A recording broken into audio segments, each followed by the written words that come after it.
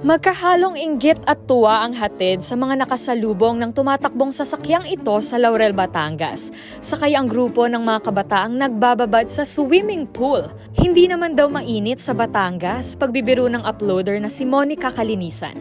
Makikitang siya at ang kanyang barkada halos magtampisaw sa DIY swimming pool na ikinabit nila sa kanilang pickup truck.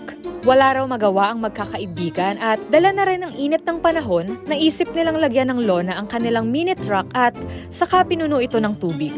Ang kinalabasan, instant pool na umaandar o mobile pool kung tawagin. Talagang ready to beat the heat ang barkadang ito dahil ang ilan naka-shades pa habang nagkukwentuhan. Halatang enjoy na enjoy ang mga ito sa malamig na tubig na sinamahan pa ng hangin. Talaga namang kanya-kanyang diskarte ang mga Pinoy ngayong lumalala ang epekto ng tag-init.